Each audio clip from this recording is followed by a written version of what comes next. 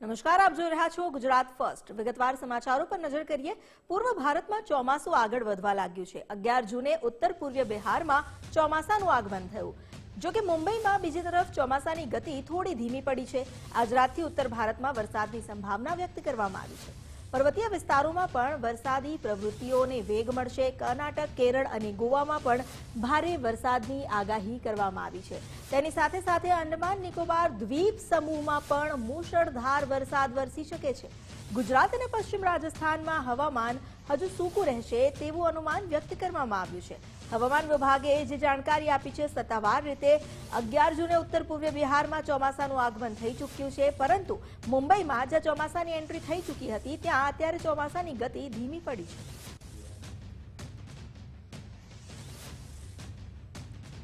કેન્દ્રીય ગૃહમંત્રી અમિત શાહ દિલ્હીમાં મહત્વની સમીક્ષા બેઠક કરશે. દિલ્હીમાં જમ્મુ કાશ્મીરની સુરક્ષા વ્યવસ્થાને લઈને ઉચ્ચ સ્તરીય સમીક્ષા બેઠકનું આયોજન કરવામાં આવ્યું છે. અમરનાથ યાત્રા 2026ની સુરક્ષા વ્યવસ્થાને લઈને સમીક્ષા કરાશે. સુરક્ષા કવચ અને આયોજનને લઈને ચર્ચા વિચારણા કરવામાં આવશે.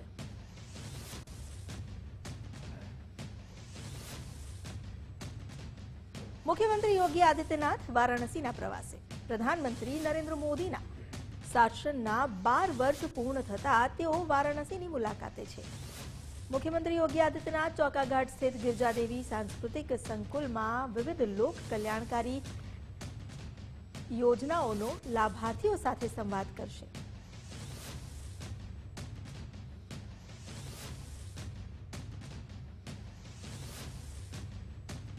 સુપ્રીમ કોર્ટમાં આજે મહત્વની સુનાવણી હાથ ધરાશે. આ સુનાવણી રાજ્યસભાના ઉમેદવાર મીનાક્ષી નટરાજનની અરજી પર થનાર છે. મધ્યપ્રદેશના કોંગ્રેસના રાજ્યસભાના ઉમેદવારની અરજી પર સુનાવણી થવાની છે. રિટર્નિંગ ઓફિસરે તેમનું ફોર્મ રિજેક્ટ કર્યું હતું. આ ફોર્મ રિજેક્શનના આદેશને સુપ્રીમ કોર્ટમાં પડકારવામાં આવ્યો છે.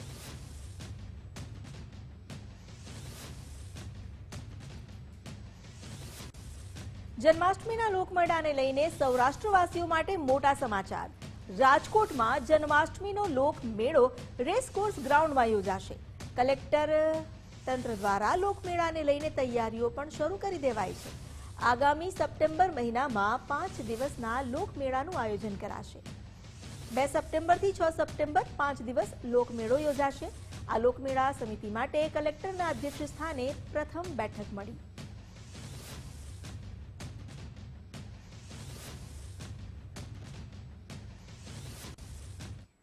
હવે વાત કરીએ સુરતમાં થયેલા ડિમોલેશનના દખાની.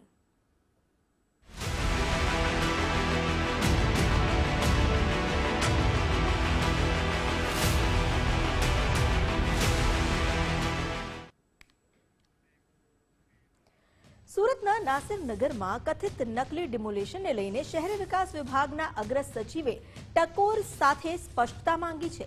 એમ થન્નારસન દ્વારા પાલિકા કમિશનર પાસેથી ખુલાસો માંગવામાં આવ્યો. પાલિકા કમિશનર એમ નાગરાજન પાસેથી તેમણે ખુલાસો માંગ્યો છે. મહાનગરપાલિકાના કમિશનર વચ્ચેની વર્ચ્યુઅલ બેઠકમાં તેમણે તાકીદ કરી અને આખા મામલામાં શું સ્પષ્ટતા છે તેને લઈને જવાબ માંગ્યો. વધુ જાણકારી આપી રહ્યા છે સંવાદદાતા રાકેશ બ્રહ્મભટ્ટ. રાકેશ, આ મામલામાં હજુ સુધી કોઈ સ્પષ્ટ જાણકારી નથી મળી.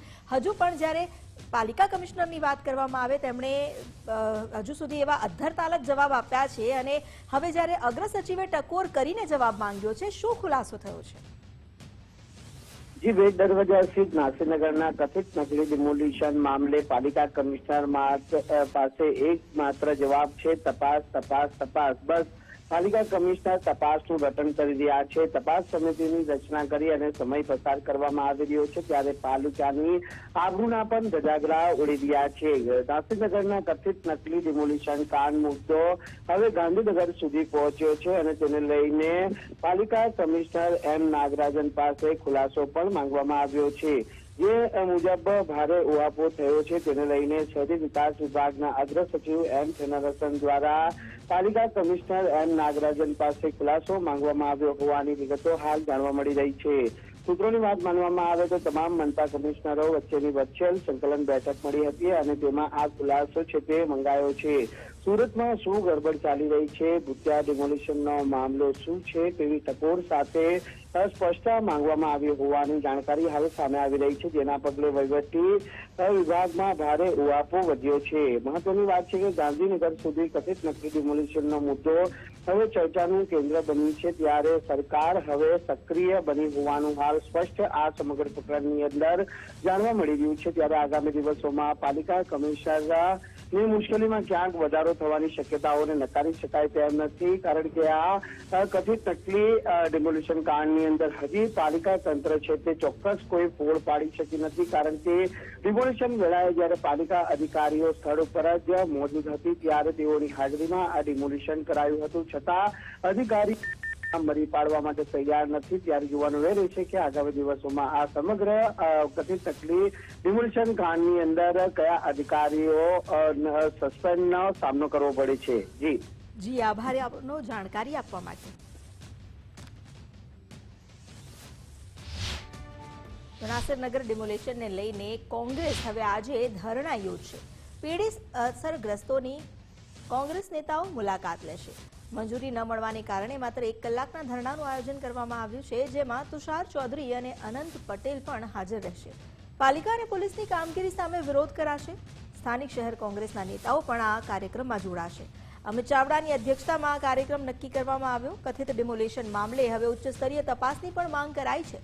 કસૂરવાર અધિકારીઓને સસ્પેન્ડ કરવાની માંગ સાથે ટ્રાફિક અને કાયદો વ્યવસ્થાના કારણે મંજૂરી નથી મળી, તેમ છતાં 1 કલાક ધરણા પ્રદર્શન કરવામાં આવશે.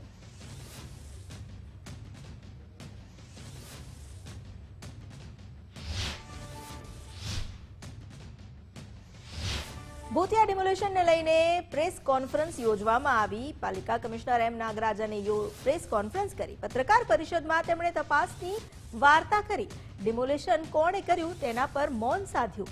ભૂતિયા ડિમોલિશનની વ્યાખ્યા શું તેવો સવાલ કર્યો. આખી પ્રેસ કોન્ફરન્સમાં માત્ર તપાસનું જ રટણ કર્યું.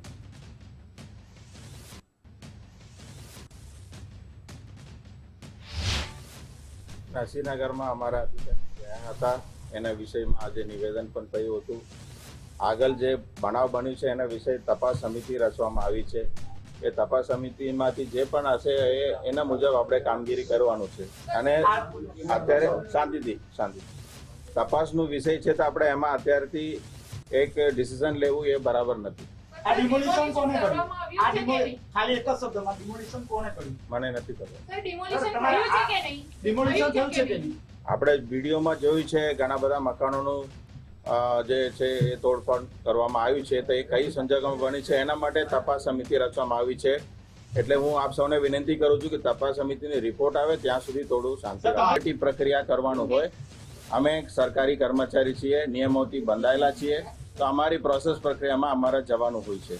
ભૂતિયા ડેમોલિશનનું વ્યાખ્યા કોને ખબર નથી. અમે તો તપાસના વિષયમાં જે સાચું હકીકત આવશે, રેકોર્ડ મુજબ આવશે, મીડિયા સમક્ષ અમે રજૂ કરવાના છે. ડિમોલિશન લઈને સુરત પાલિકા કચેરીમાં હંગામો મચી ગયો. સાઉથ ઝોનની કચેરીમાં અધિકારીઓએ દાદાગીરી કરી. મીડિયાકર્મી અને સુરક્ષાકર્મી વચ્ચે ઝપાઝપી થઈ. બેઠક રૂમમાં મીડિયાના પ્રવેશને અટકાવવા માટે દાદાગીરી કરવામાં આવી. મીડિયાને દૂર રાખવા માર્શલ અને પોલીસ કર્મીઓને આગળ કરાયા. સુરક્ષા કર્મચારીઓએ મીડિયાકર્મીઓ સાથે ગેરવર્તણૂક કરી. કેટલાક મીડિયાકર્મીઓને તો ધક્કા મારી ગુંડાગર્દી પણ કરી. ધક્કામુક્કીમાં ગુજરાત ફર્સ્ટના કેમેરામેન પણ ઇજાગ્રસ્ત થયા. ઝપાઝપી મુદ્દે અધિકારીઓ અને સત્તાધીશોએ મૌન સેવ્યું. એસએમસીની દાદાગીરી સામે મીડિયાકર્મીઓએ ધરણા કર્યા. સુરત મહાનગરપાલિકા જોવા મળી રહ્યા છે, જે કોલર પકડવામાં આવી રહ્યા છે. દર્શનની સ્થિતિ હાલ સર્જાઈ રહી છે. સુરત મહાનગરપાલિકામાં ગુંડા મારામારી પર ઉતરી આવ્યા છે. અહીં મારામારી પર ઉતરી આવ્યા છે. દ્રશ્યો હાલ જોવા મળી રહ્યા છે, જે કોલર પકડવામાં આવી રહ્યા છે. દર્શનની સ્થિતિ હાલ સર્જાઈ રહી છે, જોવા મળી છે. સુરત પાલિકા કચેરીમાં મીડિયા કર્મીઓ સાથે ગુંડાગર્દીને લઈને પાલિકા કમિશનરે હવે આદેશ આપ્યા છે. એમના આદેશ બાદ 5ની બદલી કરવામાં આવી. 3 માર્શલ સહિત 5 લોકોની બદલી કરાઈ. 3 માર્શલની જુદા જુદા ઝોનમાં બદલી કરવામાં આવી. ગઈકાલે પાલિકા કચેરીમાં બબાલ થઈ હતી. માર્શલે મીડિયાકર્મીઓ સાથે ગુંડાગર્દી કરી હતી.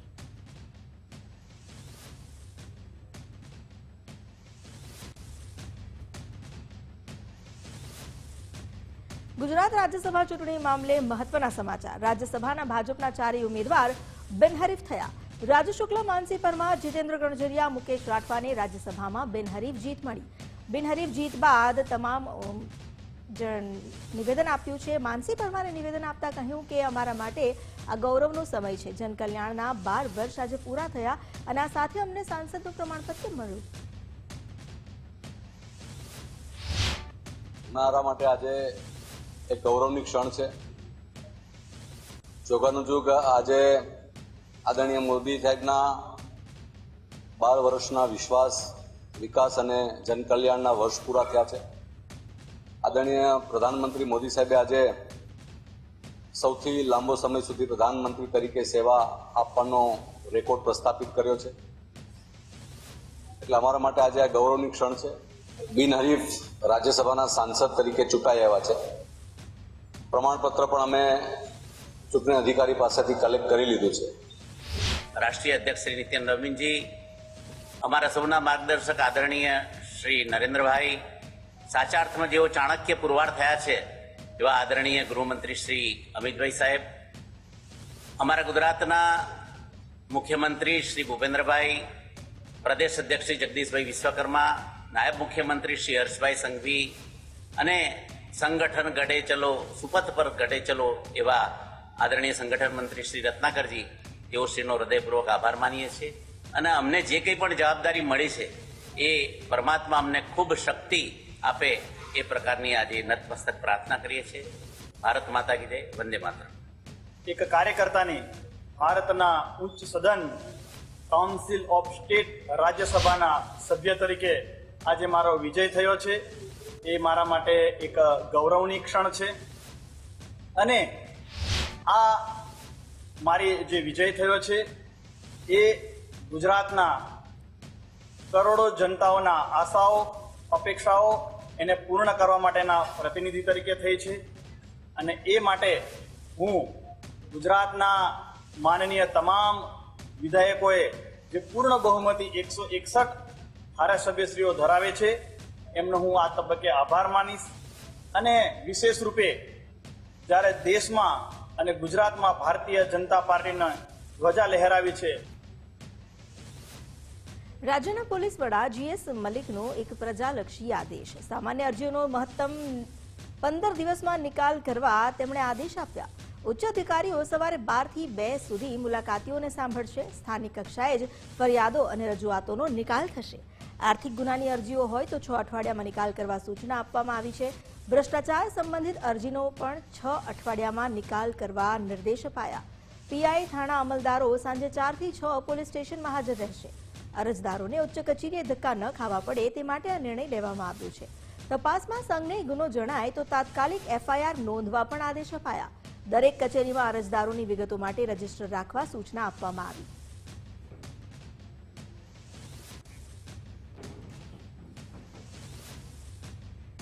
અમેરિકન રાષ્ટ્રપતિ ડોનાલ્ડ ટ્રમ્પ ઈરાન યુદ્ધ અંગે મોટો દાવો કર્યો. ટ્રમ્પે કહ્યું કે અમેરિકાએ ઈરાન સાથેનું યુદ્ધ સમાપ્ત કરી દીધું છે. ટ્રમ્પે કહ્યું કે ઈરાનના સુપ્રીમ લીડર મુજતબા ખામેનીએ નવી ડીલને મંજૂરી આપી દીધી છે. ટ્રમ્પે નવી ડીલ મુજબ ઈરાને સ્વીકાર્યાનો દાવો કર્યો કે તે ક્યારેય પરમાણુ હથિયાર નહીં રાખે અને ડીલ થતાં જ હોર્મુઝ સ્ટ્રેટ પણ ખોલી દેવામાં આવશે. આ પહેલા ટ્રમ્પે ભીષણ બોમ્બમારો કરવાની અને ખાગ ટાપુ પર કબજો કરવાની ધમકી આપી હતી.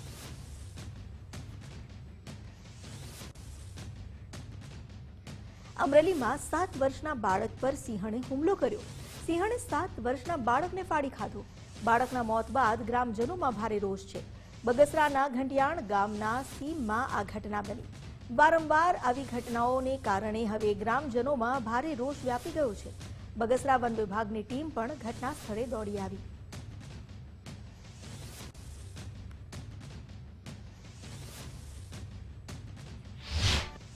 મારે ત્યાં મજૂર એમપીના મજૂર છે, તેમના 7 વર્ષના દીકરાને શનિ સાંજે 7 વાગે એક સિંહ અને એના બચ્ચા તે ઉપડી ગયા હતા અને એનું મોતને ઘાટ ઉતારી દીધો છે. અમારી તો જો વર્ષોથી એક જ માંગ છે અને જે માંગણીઓ જે હતી એ છે, આજ સુધી કોઈ સરકારે ધ્યાન દીધું નથી વન વિભાગે દીધું. અમારી માંગ એવી છે કે વન્ય વિસ્તારના જે પ્રાણીઓ છે એને કાબૂમાં રાખે, એના વિસ્તારમાં રાખે.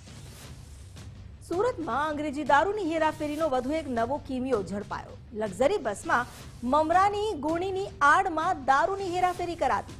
નવસારીથી કીમ તરફ આવેલી લક્ઝરી બસમાંથી દારૂ મળી આવ્યો. ઉત્તરાયણ પોલીસે શ્રીરામ ટ્રાવેલ્સની બસમાંથી આ દારૂ ઝડપ્યો. 288 અંગ્રેજી દારૂની બોટલ ઉત્તરાયણ પોલીસે જપ્ત કરી. 63,000ના અંગ્રેજી દારૂ સહિત 19.73 લાખનો મુદ્દામાલ જપ્ત કરવામાં આવ્યો. લક્ઝરી બસના ચાલક અને કંડક્ટરની પોલીસે ધરપકડ કરી.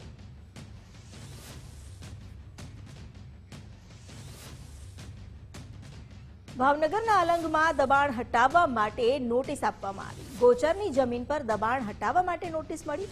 Ship breaker GMB red cross હોસ્પિટલને જમીન ખાલી કરવા નોટિસ આપવામાં આવી છે. કરોડોની ગોચરની જમીન પર તેમણે કબજો કર્યો છે. તળાજાના ડેપ્યુટી કલેક્ટરની કચેરીમાંથી આ નોટિસ પાઠવવામાં આવી. 17 તારીખ સુધીમાં જમીન ખાલી કરવા આદેશ આપવામાં આવ્યો છે.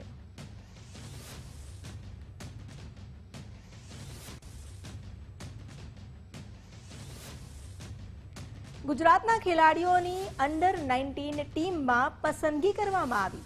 કાવ્ય અને કુશ પટેલની મેન્સ ટીમમાં પસંદગી કરાઈ. શ્રીલંકાના પ્રવાસ માટે કાવ્ય અને કુશ પટેલને પસંદ કરવામાં આવ્યા છે, તો વુમેન્સ અંડર 19 ટીમમાં ગૌરી ગોયલની પસંદગી કરવામાં આવી છે. અમદાવાદના યુવા ક્રિકેટરોએ ગુજરાતનું ગૌરવ વધાર્યું. જીસીએના ખેલાડીઓ ભારતીય ટીમમાં ચમકશે.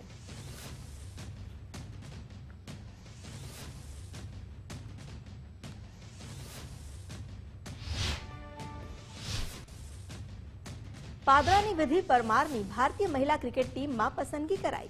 વિધિ પરમારને અંડર 19 વન ડે ટીમમાં સ્થાન મળ્યું. વડોદરાના પાદરાની વિધિ પરમાર શ્રીલંકા સામે ડેબ્યુ કરશે. 30 જૂનથી શરૂ થતી શ્રીલંકા સામેની વન ડે ક્રિકેટ સિરીઝમાં રમશે. વિધિ પરમાર હાલ ધોરણ 12માં અભ્યાસ કરે છે.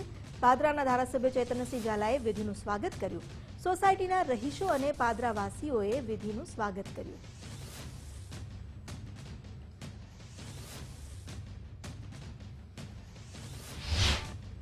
બરોડા ક્રિકેટ એસોસિએશનથી રમું છું અને હું અત્યારે ઇન્ડિયા અંડર 19 ને રિપ્રેઝેન્ટ કરી રહી છું શ્રીલંકા સામે.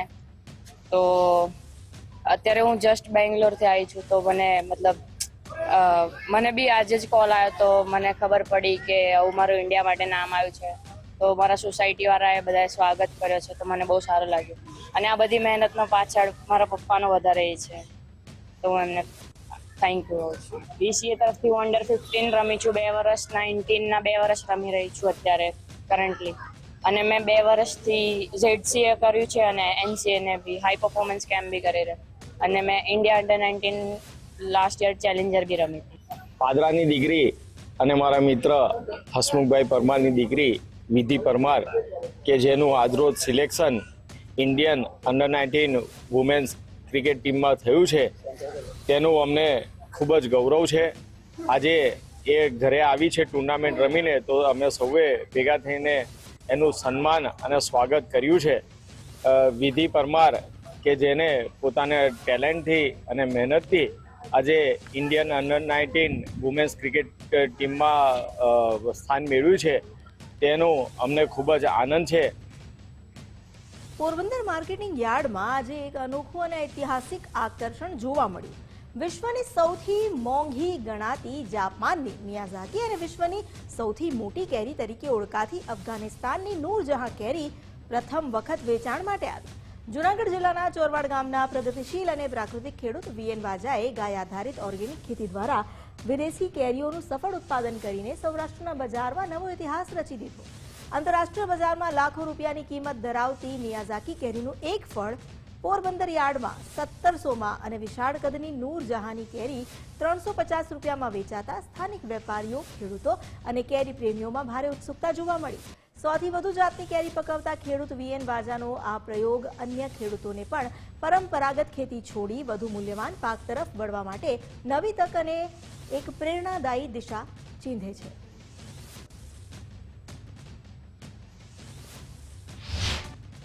આજે હું દુનિયાની જે મોટામાં મોટી અને દુનિયાની જે મોંઘામાં મોંઘી કેરી છે એ અહીં પોરબંદર માર્કેટ યાર્ડમાં પહેલી જ વખત વેચાણ કરવા માટે લાવ્યો છું. એમાં હું મિયાઝાકીના 3 ફળ લાવ્યો છે અને નૂરજહાંના 2 ફ્રૂટ લાવ્યો છું. આજે આ જાહેર હરાજી થશે આની. હવે આની ખાસ વિશેષતા એ છે કે નૂરજહાં મેંગો છે, આમ તો અફઘાનિસ્તાનની વેરાયટી છે અને આ વેરાયટીનો અમે જુનાગઢ જિલ્લામાં માળિયાહાટીના તાલુકામાં પહેલો પ્રયોગ કર્યો છે અને પહેલી વખત અમારા એક છોડ ઉપર 10 ફ્રૂટ અમે લીધેલા છે. તો એ 10 ફ્રૂટમાંથી 2 ફ્રૂટ આજે હું પોરબંદર માર્કેટ યાર્ડમાં લાવ્યો છું. બાકી દુનિયાની જે મોંઘામાં મોંઘી કહેવાય છે જે મિયાઝાકી, એ પણ હું લાવ્યો છું. એમાં કુદરતી વાતાવરણમાં અમે ઉગાડેલી છે અને એની ઉપર પ્લાસ્ટિકની બેગ ચડાવીને બેગના વાતાવરણમાં ઉગાડેલી છે. એટલે અમારો સંદેશ લોકો સુધી એવો છે કે ઘરે ઘરે આવું એક ઝાડ ઉગાડે અને પોતપોતાને ત્યાં આવી ખેતી કરે ને પોતે જ ઘરે ઉગાડીને ખેતી ખાય એવો પ્રકલ્પ ગાય આધારિત પ્રાકૃતિક ખેતીમાં થઈ રહી તો લોકો સુધી આનો એક સારો સંદેશ પહોંચે. મિયાઝાકીનો ભાવ પોરબંદર સુદામા ફ્રૂટ કંપનીમાં 1 નંગનો 1700 રૂપિયા થયો છે. આ 1700 રૂપિયાનો ભાવ, આમાં ભાવની વિશેષતા જરાય નથી. આમાં ભાવનું મહત્વ નથી, પણ મહત્વ છે આપણા હિન્દુસ્તાનની પ્રાકૃતિક ખેતીનું. દેશ વિદેશ દુનિયાની અંદર આપણું ઇન્ડિયા, આપણું હિન્દુસ્તાન સૌથી પહેલા નંબર ઉપર આવે છે પ્રાકૃતિક ખેતીમાં અને આજ એની સાબિતી આપેલી છે સુદામા ફ્રૂટ કંપની પોરબંદરે, જ્યાં મિયાઝાકી 1 નંગ 1700 રૂપિયામાં વેચાણો છે. પાટણ આરોગ્ય વિભાગમાં 48 લાખનું કૌભાંડ સામે આવ્યું. સમી આરોગ્ય કેન્દ્રમાં ક્લાર્કે લાખોની ઉચાપત કરી. આઉટસોર્સિંગ ક્લાર્ક ભરત નાડોદા વિરુદ્ધ પોલીસ ફરિયાદ નોંધાઈ છે. વર્ષ 2024 થી 2025 દરમિયાન આ કૌભાંડ આચર્યું. કુલ 48,60,400 રૂપિયાની સરકારી રકમનું કૌભાંડ કરવામાં આવ્યું. આરોપીએ 21,40,500 રૂપિયા સરકારી તિજોરીમાં પરત ભર્યા. બાકીના 27,19,482 રૂપિયાની ઉચાપત કરી. સમી ટીએચઓ દ્વારા આખરે પોલીસ ફરિયાદ નોંધાઈ છે.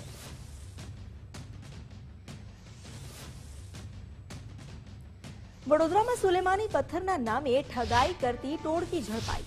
પથ્થર રાખવાથી હથિયાર ન વાગે તેવી લાલચ આપતા 20 કરોડમાં પથ્થર વેચવાનો સોદો કર્યો. ડેમો બતાવી પથ્થરની ચમત્કારી શક્તિનો દાવો કર્યો. ફરિયાદી પાસે 50,000 રૂપિયાની માંગ કરી હતી. પૈસા ન આપતા આરોપીઓએ ધમકી આપી. કપુરાઈ પોલીસે ગુનો નોંધી તપાસ હાથ ધરી. બાતમીના આધારે કપુરાઈ ચોકડીથી 3 આરોપીને ઝડપી લેવાયા. કાળો પથ્થર અને મોબાઈલ સહિતનો મુદ્દામાલ પણ જપ્ત કરાયો. કપુરાઈ પોલીસની કાર્યવાહીમાં ઠગાઈનો ભાંડો ફૂટ્યો. જે ફરિયાદી છે એમનો આરોપી દ્વારા કોન્ટેક્ટ કરવામાં આવ્યો. તેમને એવું કહેવામાં આવ્યું કે સુલેમાની પથ્થર છે કાળા કલરનો, જો એને પોતાની પાસે રાખવામાં આવે તો કોઈ પણ હથિયારથી એને ઈજા પહોંચાડી શકાય નહીં અને એ રીતની એની પાવર છે, એની તાકાત છે એવું સમજાવવામાં આવ્યું. અને ત્યારબાદ ફરિયાદી આરોપીને મળવા માટે બોલાવ્યા તો કપુરા ચોકડી પાસે આરોપી એક કાળા કલરનો પથ્થર લઈને આવે છે. એ પથ્થરની જે ખાસિયત છે ખાસિયત વિશે જણાવે છે, પરંતુ કોઈ કારણસર ફરિયાદીને ડાઉટ પડતા ફરિયાદી તે પથ્થર લેવાની ના પાડે છે. એ પથ્થરની કિંમત 20 કરોડ રૂપિયા તે આરોપી દ્વારા બતાવવામાં આવે છે. જે આરોપી છે વિજય કોહિલ, મહેબૂબ અને અકરમ, આ 3 આરોપી ભાવનગરથી એમની પાસે આવ્યા હોય છે. જ્યારે ફરિયાદી તે પથ્થર લેવાની ના પાડે છે ત્યારે એ લોકો એમની પાસે 50,000 રૂપિયાની માંગણી કરે છે કે અમે આટલે દૂરથી આવ્યા છે, અમે 50,000 રૂપિયા આપી દો તો અમે અહીંયાથી જતા રહીએ. તો અત્યારે બસ આટલું જ. વધુ સમાચારો માટે આપ જોતા રહો ગુજરાત ફર્સ્ટ, તમારી સાથે તમારી માટે.